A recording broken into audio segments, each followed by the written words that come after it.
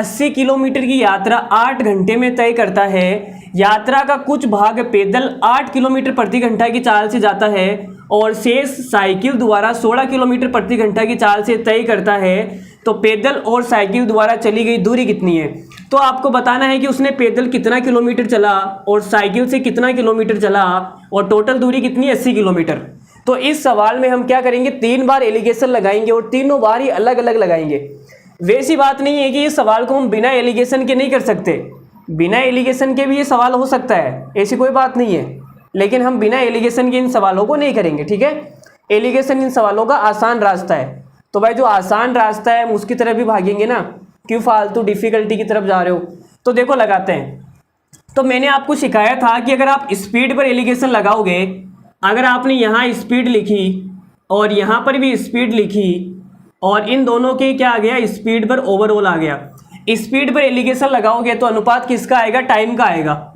ये वाली चीज़ हम पढ़ चुके हैं। ठीक है, ये तो पहला तरीका बता रहा हूँ मैं। स्पीड पर जब एलिगेशन लगाओगे तो टाइम का अनुपात आएगा।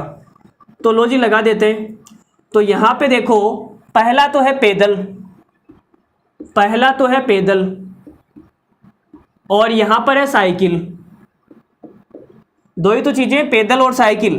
तो देखो ये पैदल कितनी स्पीड से जाता है, तो आप बोलोगे सर ये पैदल जाता है 8 किलोमीटर प्रति घंटा की स्पीड से। तो यहाँ पे आ जाएगा पैदल में 8 किलोमीटर प्रति घंटा और साइकिल में कितना जाता है, 16 किलोमीटर प्रति घंटा, 16 किलोमीटर प्रति आवर। तो हमने लिख दिया पैदल का और साइकिल का। अब अगर इन दोनों को मिला दिया जाए, पैदल और साइकिल दोनों को मिला दिया जाए, तो इनकी जो टोटल स्पीड है, जो ओवरऑल स्पीड है पैदल और साइकिल को मिलाने के बाद में, वो कितनी है। तो आप यहाँ देखो 80 किलोमीटर की यात्रा, ये टोटल कितना टाइम ले रहा है, 8 घंटे में। 80 किलोमीटर जाने में इस भाई साहब को 8 घंटे लगते हैं। अब इस 8 घंटे में वो साइकिल से भी गया और पैदल भी गया, दोनों गया ना भाई टोटल ओवरऑल। तो इसकी जो ओवरऑल स्पीड है वो कितनी हो जाएगी। तो आप बोलोगे सर 80 किलोमीटर जाने में 8 घंटे लगते हैं, तो 1 घंटे जाने में कितना टाइम लगेगा, सॉरी 1 घंटे में कितनी दूरी जाएगा। अरे भाई ऐसे ही तो निकालते हैं ना, स्पीड निकालने के लिए क्या करते हैं, दूरी के अंदर टाइम का भाग दे देते हैं। टाइम कितना है, 8। तो जो इसकी स्पीड आएगी वो कितनी आएगी, 10 आएगी ना ओवरऑल स्पीड। तो यहाँ पे लिख देता हूँ मैं, ओवरऑल स्पीड आ गई 10 किलोमीटर प्रति घंटा। अब यहाँ पे आप समझना, देखो क्या है। अब यहाँ पे आगे एलिगेशन में हम क्या करते हैं, बड़ी संख्या में से छोटी संख्या को माइनस करते हैं। एलिगेशन में क्या होता है, बड़ी संख्या में से छोटी संख्या को माइनस। तो देखो 10 में से 8 गया तो आप बोलोगे सर ये आ गया 2, और अगर 16 में से 10 गया तो ये आ गया 6। तो हमारे सामने स्पीड पर एलिगेशन लगाने पर टाइम का अनुपात आएगा। तो ये टाइम का अनुपात आ गया 6:2। अब यहाँ से आप टाइम देखो कि टोटल टाइम कितना है, तो आप बोलोगे सर यहाँ तो है 6 घंटे और यहाँ है 2 घंटे, तो टोटल टाइम हो गया 8 घंटे।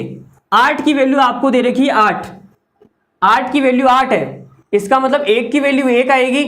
अगर 1 की वैल्यू 1 आएगी तो 6 की वैल्यू आ जाएगी 6 घंटे और यहाँ आ जाएगी 2 घंटे। अगर यहाँ पे 8 की जगह 16 होता तो फिर 6 और 2 8, 8 की फिर कितना टाइम आ जाता, 1 की वैल्यू 2 आती। समझ रहे हो ना। अरे भाई यहाँ पे तो 6 और 2 8 हो रहा है, तो 8 की वैल्यू 8 है। अगर यहाँ पे 16 होता तो 8 की वैल्यू 16 आ जाती, 1 की वैल्यू 2 आ जाती, ऐसे। ठीक है, तो ये हो गया हमारे पास में टाइम आ गया 6 घंटे और 2 घंटे। अब देखो जब ये 8 किलोमीटर प्रति घंटा की स्पीड से जाता है तो इसको टाइम लगता है 6 घंटे। तो इसने कितनी दूरी चली होगी, तो आप बोलोगे सर दूरी निकालने के लिए क्या करना पड़ता है, स्पीड को टाइम से गुणा करना पड़ता है। तो कितनी दूरी आ जाएगी, 8 पंजो 40, 8 छः 48, तो यहाँ तो आ जाएगा 48 किलोमीटर। तो पैदल इस भाई साहब ने कितनी दूरी चली, 48 किलोमीटर। अब अगर स्पीड को टाइम से गुणा कर दिया जाए तो कितना आएगा, 16 दूना 32, तो यहाँ आ जाएगा 32 किलोमीटर। तो हमें पता लग गया कि पैदल तो ये चलकर गया 48 किलोमीटर और साइकिल से चलकर गया 32 किलोमीटर। ठीक है, अरे भाई समझ में आ रहा है ना, मैं धीरे धीरे समझा रहा हूँ यार तुम्हारे लिए, कोई भाग के नहीं जाना है, मैं एकदम आराम आराम से पढ़ रहे हैं। आज हम 15-20 सवाल करेंगे लगभग 3 घंटे की क्लास में। ठीक है, तो ये हमारे पास में आ गया 48 किलोमीटर और 32 किलोमीटर। चलो नहीं समझ में आया तो कोई बात नहीं, दूसरा तरीका देख लो, हमारे पास में दूसरा इलाज भी है। दूसरा हमने आपको बताया था, दूसरा मेथड क्या है, स्पीड पर हमने एलिगेशन लगा दिया। अब हम एलिगेशन लगाते हैं डिस्टेंस पर। डिस्टेंस पर जब एलिगेशन लगाया जाएगा तो ये आ गई डिस्टेंस, और तो भी किसका अनुपात आएगा, टाइम का अनुपात आएगा।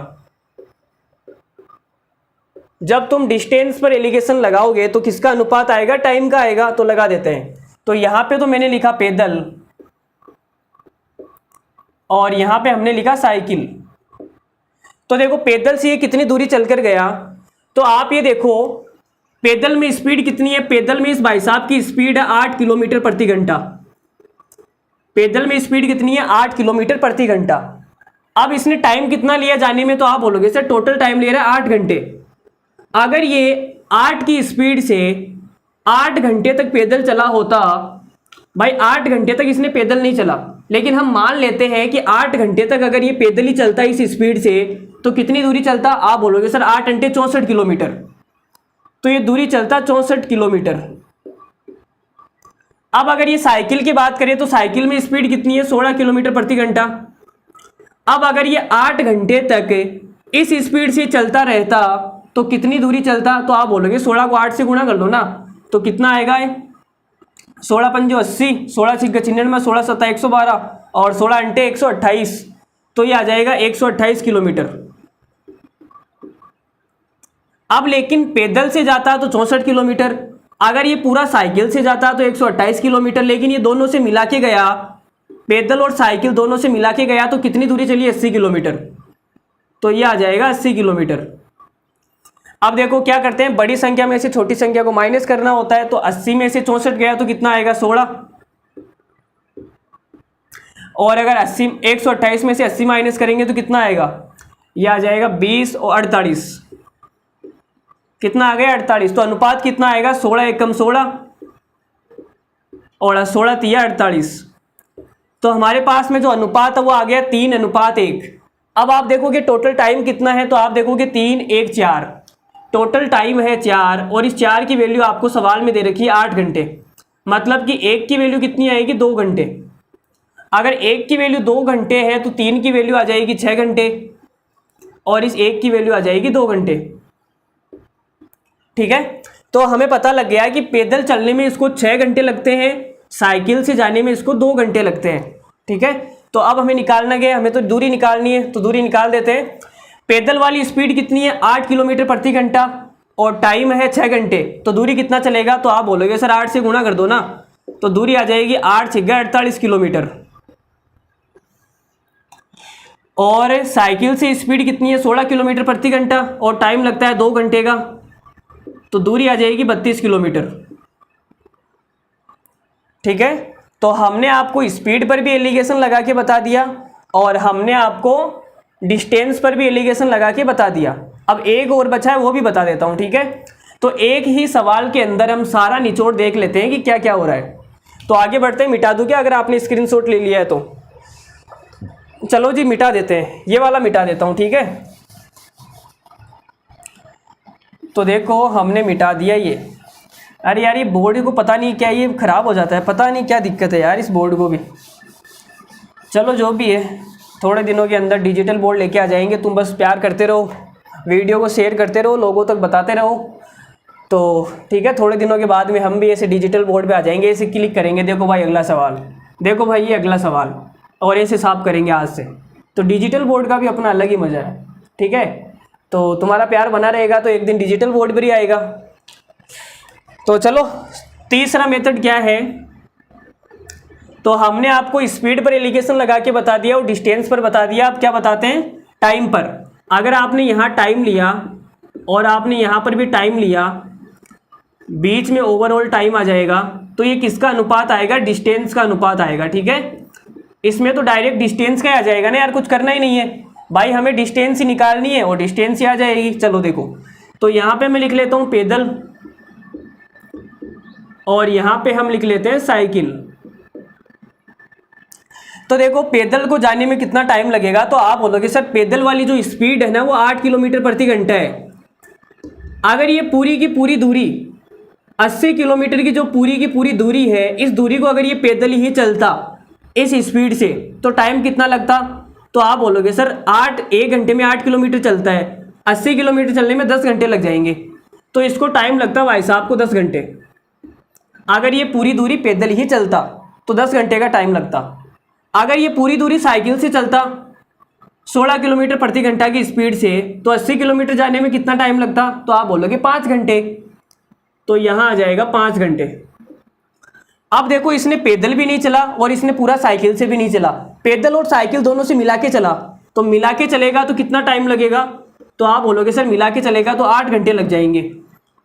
तो ये आ जाएगा 8 घंटे। अब बड़ी संख्या में से हमें क्या करना है? छोटी संख्या को माइनस करना है मेरे दोस्त। तो 10 में से 8 गया तो 2 आएगा, और 8 में से 5 गया तो 3 आएगा।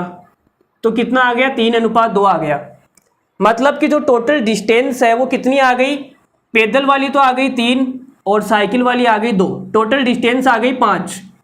तो यहाँ पे आप देखेंगे कि 5 की जो वैल्यू है वो सवाल में आपको दे रखी है 80 किलोमीटर टोटल डिस्टेंस। 5 की वैल्यू 80 है तो 1 की वैल्यू कितनी आ जाएगी? 16 किलोमीटर। अगर 1 की वैल्यू 16 किलोमीटर है तो 3 की कितनी आएगी? तो आप बोलोगे 3 की आ जाएगी 48 किलोमीटर और 2 की आ जाएगी 32 किलोमीटर। तो पैदल वाली डिस्टेंस आ गई 48 किलोमीटर, साइकिल वाली आ गई 32 किलोमीटर।